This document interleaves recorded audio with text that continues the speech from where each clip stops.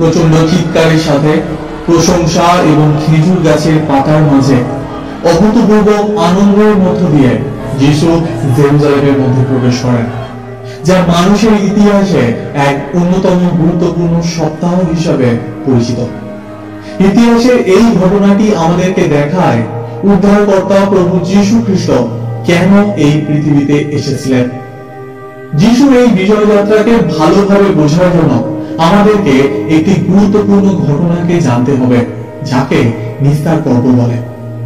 এটা সেই সময়ের কথা যখন ঈশ্বর মিশরীয়দের হাত থেকে ইসরায়েলীয়দেরকে রক্ষা করার জন্য মোশে নামক এক ব্যক্তিকে ঈশ্বর বলেছিলেন, মিশর রাজা ফরৌনের কাছে গিয়ে বলো, আমার প্রজা অর্থাৎ ইসরায়েলকে মিশর দেশ থেকে বেরিয়ে যেতে দাও। কিন্তু ফরৌন তাতে রাজি হয় না, আর সেই জন্য ঈশ্বর মিশর দেশে 10 ভয়ানক আঘাত পাঠিয়ে দেয়। যখন 9 আঘাত পূরণ হয়ে যায়, তখনও ফরৌন ইসরায়েলকে মুক্ত করতে রাজি হয়নি। আর তখনই সদাপ্রভু মোশেকে বলেন, এবার সেই 10ম আঘাত মিশরের উপরে আমি নিয়ে আসব। আর এই 10ম আঘাতের পরে ফরৌন ইসরায়েলের লোকেদেরকে মিশর থেকে বেরিয়ে যেতে দেবে। ঈশ্বর বলেন, এই 10ম আঘাত এটা হবে, আমি মধ্যরাত্রে মিশর দেশের ওপর থেকে যাব এবং ফরৌন থেকে শুরু করে তার দাস এবং দাসীর প্রথম সন্তানদের, এমনকি যাবতীয় পশুদেরও প্রথম জাতকে মেরে ফেলব। কিন্তু তিনি ইসরায়েলীয়দেরকে বলেন, প্রত্যেক পরিবার এক এক মেষশাবক বলিদান করবে, আর সেই মেষশাবকের রক্তকে নিজের দরজার চৌকাঠের 2 দিকে ও ওপরের দিকে লাগিয়ে দেবে। আর সেই সময় কেউ যেন ঘরের বাইরে বের না হয়, কারণ সদাপ্রভু রাতে মিশর দেশের ওপর থেকে যাবে এবং মিশরের প্রথম সন্তানদের আঘাত করবে। তবে যে ঘরের ওপরে সেই মেষশাবকের রক্ত লাগানো থাকবে, ওই রক্তকে দেখে ঈশ্বরের দূত সেই ঘরকে ছেড়ে দেবে। এইভাবে মিশরের লোকেদের প্রথম সন্তানদের তো মৃত্যু হবে, কিন্তু ইসরায়েলীয়দের ঘরে ওই মেষশাবকের রক্তের জন্য কোনো মৃত্যু আসবে না। ঈশ্বর ইসরায়েলীয়দেরকে বলেন যে যেন তারা এই দিনকে এক উৎসব রূপে সব সময়ের জন্য পালন করে, যাতে তারা তাদের সন্তানদেরকে বলতে পারে যে ঈশ্বর কিভাবে তাদেরকে মিশরের বন্দী দশা থেকে বের করে এনেছেন। এই উৎসবকে নিস্তার পর্ব বা পাস ওভার বলা হয়। যাত্রা পুস্তক তার 12 অধ্যায় ঈশ্বর মোশেকে বলেন কোন মাসের কোন দিনে এই উৎসবকে পালন করবে। ঈশ্বর মোশেকে বলেন, বছরের প্রথম মাসের 10ম দিনে ইসরায়েলের লোক নিজের নিজের ঘরের জন্য এক মেষশাবক নিয়ে আসবে এবং 4 দিন তারা নিজের ঘরে রাখবে এবং 15 দিনের শুরুর আগে তারা তাকে বলি দেবে। এই রীতি অনুযায়ী ইসরায়েলের মধ্যে প্রত্যেক বছর নিস্তার পর্ব অর্থাৎ পাস ওভার উৎসব পালন করা হয়। প্রত্যেক বছর নিস্তার পর্বের সময় তারা স্মরণ করত কিভাবে ঈশ্বর তাদেরকে মিশরের বন্দিত্ব থেকে বের করে এনেছে। যিশুর সময় ইসরায়েলীয়রা অপেক্ষায় ছিল এক মসিহার জন্য, যে ঠিক একইভাবে নিস্তার পর্বের সময় তাদেরকে রোমীয়দের হাত থেকে বাঁচাবে, কারণ রোমীয়রা তাদের দেশকে দখল করে রেখেছিল। ইতিহাসের এই কথাকে মাথায় রেখে আসুন আমরা যিশুর সেই বিজয় যাত্রাকে গভীরভাবে দেখি। আমরা দেখতে পাই নিস্তার পর্বের ঠিক আগে যিশু গালিল থেকে জেরুজালেমের দিকে যাত্রা করছেন। যিশুর মতোই হাজার হাজার ইহুদিরা নিস্তার পর্বের উৎসব উদযাপন করার জন্য জেরুজালেমের দিকে যাচ্ছিলেন। যিশু বিগত 3.5 বছর ধরে এই পৃথিবীতে সুসমাচার কার্যকে করেছেন। বহু মানুষকে তিনি সুস্থ করেছেন, তিনি রুটিকে বহু গুণে বৃদ্ধি করেছেন, জলের উপর থেকে হেঁটেছেন, যাদের মধ্যে মন্দ আত্মা ছিল তাদেরকে তিনি ছাড়িয়েছেন। আর জেরুজালেমে যাওয়ার কিছুদিন আগে জেরুজালেমের খুব কাছে বেতুনি নামক গ্রামে যিশু মৃত লাজারকে জীবিত করেছেন, যাকে কিছুদিন আগেই কবরে মরার পর রেখে দেওয়া হয়েছিল। সে যিশুর দ্বারা জীবিত হয়ে উঠেছিল। এই কথা পুরো এরিয়াতে আগুনের মতো ছড়িয়ে পড়ে। খুব দ্রুততার সাথে যিশুর নামে প্রচার হয়। শহরের প্রত্যেকটা ব্যক্তি এই মৃত্যু থেকে জীবিত হওয়ার ঘটনাকে শোনে, আর তারপরেই জিরিকোতে যিশু অন্ধ ব্যক্তিকে সুস্থ করেন। এমন চমৎকার কার্য তারা আগে কোনোদিন দেখেনি। আর এর দ্বারা সমস্ত লোক বুঝতে পারে যে যিশুই সেই মসিহা যে তাদেরকে বাঁচানোর জন্য এসেছে। যিশু এই চমৎকার কার্যের কথা যখন লোকেরা শোনে, তখন তারা যিশুকে দেখার জন্য পাগল হয়ে ওঠে। কে সেই ব্যক্তি যে মৃত লাজারকে জীবিত করেছে? যিশুকে দেখে লোকেরা আনন্দে আত্মহারা হয়ে ওঠে। তারা তাকে দেখে তারা তার আরাধনা, তার গৌরব করতে শুরু করে। যিশু যখন বৈতফনিতে আছেন, তখন তিনি তার দুই শিষ্যকে পাঠিয়ে দিলেন, বললেন, সামনের গ্রামে যাও, সেখানে একটি গর্ধব শাবক বাঁধা আছে, যেদিকে কোনো মানুষ এখনো বসেনি, সেদিকে আমার কাছে আনো। আর যদি কেউ জিজ্ঞাসা করে এটিকে কেন খুলছো, তাহলে বলবে এটিতে প্রভুর প্রয়োজন আছে। যিশুর আগের গ্রামে কি আছে সেটা জানা যিশুর কথা নয়, কারণ যিশুর কাছ থেকে এটা অনেক দূরে ছিল। মানুষের জন্য এটা জানা অসম্ভব হলেও ঈশ্বরের জন্য তা অসম্ভব নয়। যিশু তার ঐশ্বরিক ক্ষমতাকে দেখাচ্ছেন যে তিনি সবকিছু জানেন। এমন কিছুই নেই যা তার চোখের সামনে নেই।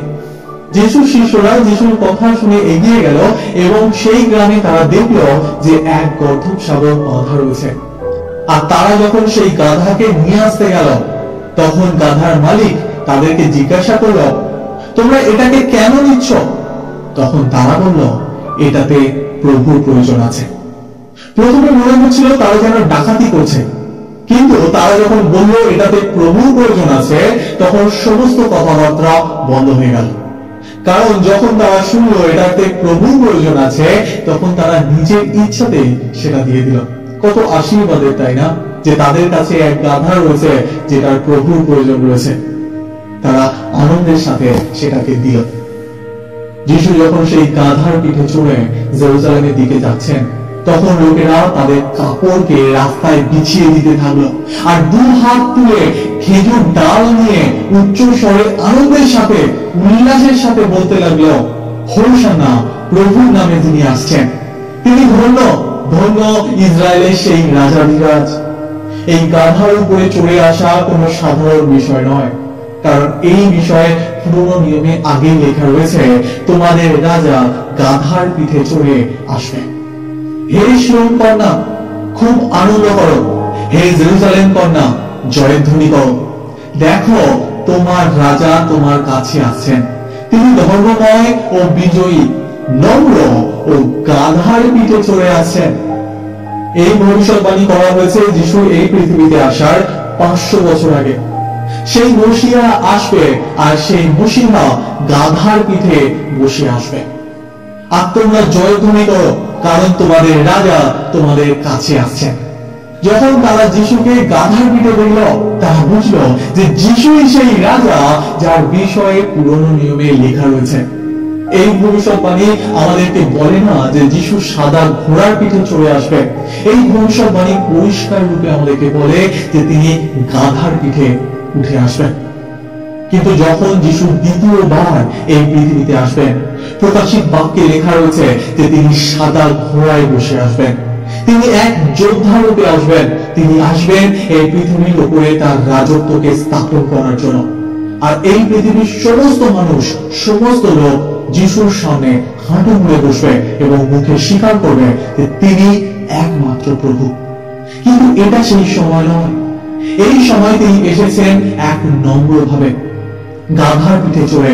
গাধা দ্বারা তিনি দেখাচ্ছেন যে তিনি কষ্ট সহ্য করতে এসেছেন, আমাদের পাপের বোঝাকে তুলে দিতে এবং কালভারির ক্রুশেতে আমাদের পাপের জন্য তার জীবনকে সমর্পণ করতে নিয়ে আসছেন।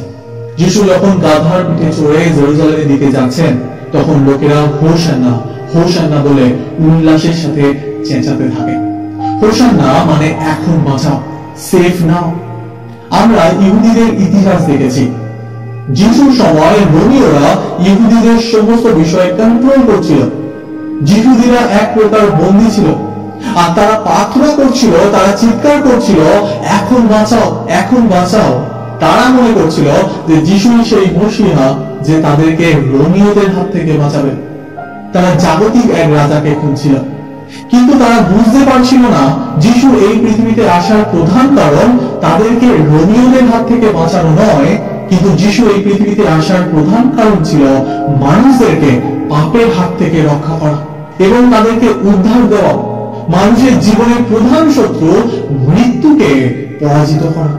আপনি কি জানেন যে পাম সানডেতে যিশু জেরুজালেমে প্রবেশ করেছিলেন? সেই দিন প্রথম মাসের 10 তারিখ ছিল, অর্থাৎ সেই দিন ইসরায়েলের লোকেরা নিজের নিজের পরিবারের জন্য মেষশাবককে বেছে নিতেন নিস্তার পর্বের জন্য। যোহন বাপ্তিস্মদাতা যিশুর বিষয়ে বলেন যে যিশু ঈশ্বরের মেষশাবক, যে পৃথিবীর পাপের ভার লইয়া যান। পাম সানডেকে পাম সানডে এই জন্য বলা হয় কারণ সেই দিনে পাম অর্থাৎ খেজুর গাছের ডাল নিয়ে তারা যিশুকে স্বাগত জানিয়েছিল। কিন্তু তার আগে ইহুদিরা এই দিনকে মেষশাবকের দিন বলতো। মেষশাবকের দিনে লোকেরা নিজেদের জন্য মেষশাবককে নিজেদের ঘরে নিয়ে যেত, আর ঠিক সেই দিনে যিশু, যিনি সত্য ঈশ্বরের মেষশাবক ছিলেন, জেরুজালেমের মধ্যে তিনি প্রবেশ করছেন এবং সমস্ত লোক তাকে গ্রহণ করছে। বেছে নেওয়া মেষশাবক লোকের বাড়িতে 4 দিন থাকতো, ঠিক তেমনি যিশু তার পিতার বাটিতে 4 দিন থাকেন এবং অন্যদেরকে শিক্ষা দেন। কিন্তু দুঃখজনক ভাবে যখন লোকেরা দেখে যে যিশু সেই পলিটিক্যাল নেতা নয় যে তাদেরকে রোমিওদের হাত থেকে বের করবে, যেটা তারা চাইছিল, তখন সেই লোকেরা যারা যিশুর প্রশংসা করছিল, যিশুর গৌরব করছিল, পাম সানডের দিনে যারা যিশুর আরাধনা করছিল, তারাই যিশুকে ক্রুশে দেওয়ার জন্য চেঁচাতে থাকে গুড ফ্রাইডে দিনে। আপনি কি জানেন যিশু কখন এবং কটার সময় ক্রুশে হত হন? নিস্তার পর্বের জন্য 15তম দিনের আগে 3টের সময় মেষশাবকের বলি দেওয়া হতো, আর ঠিক একই ভাবে 15তম দিনের শুরুর আগে বিকেল 3টের সময় ঈশ্বর সেই মেষশাবক প্রভু যীশু খ্রিস্ট তার প্রাণ ত্যাগ করে। বাইবেল বলে প্রায় 3টের সময় যিশু উচ্চ কণ্ঠে চিৎকার করে বললেন, এলি এলি লামা সাবক্তানি, অর্থাৎ ঈশ্বর আমার তুমি কেন আমাকে পরিত্যাগ করিয়াছ। পরে যিশু আবার উচ্চ কণ্ঠে চিৎকার করে তার আত্মাকে সমর্পণ করে। সেই মেষশাবকের বলির রক্তের জন্য ঈশ্বরের দূত যেমন ইসরায়েলের ঘরে আঘাত আনেনি, ঠিক একই ভাবে প্রভু যীশু খ্রিস্টের ক্রুশের সেই রক্তের জন্য আমাদের সমস্ত পাপের ক্ষমা হয়েছে। তাই ঈশ্বরের সেই শাস্তি আমাদের জীবনে আসবে না যদি আমরা আমাদের জীবনে প্রভু যীশু খ্রিস্টকে উদ্ধারকর্তা রূপে গ্রহণ করি। প্রত্যেকটা বিষয় যা যিশুর জীবনে ঘটেছে সেটা প্রথম থেকেই হাজার হাজার বছর আগে বাইবেলের মধ্যে লিখে দেওয়া হয়েছিল। আজ পর্যন্ত এমন কোন মানুষ জন্মায়নি যার জন্মানোর আগেই তার বিষয়ে ভবিষ্যৎবাণী করা হয়েছে। সে কখন জন্মাবে, কোথায় জন্মাবে, তার মৃত্যু কিভাবে হবে, কিভাবে সে আবার জীবিত হবে। এই পৃথিবীতে তো অনেকে জন্মেছে, অনেকের মৃত্যু হয়েছে, কিন্তু কেবলমাত্র একজন সেই মৃত্যুকে হারিয়ে আবার জীবিত হয়ে উঠেছে, সেটা কেবল প্রভু যীশু খ্রিস্ট। বাইবেল বলে যে যিশুই পথ, সত্য ও জীবন। যে তাকে বিশ্বাস করবে সে নরকে ধ্বংস হবে না, কিন্তু স্বর্গে অনন্তকালের জীবন পাবে। আমিন।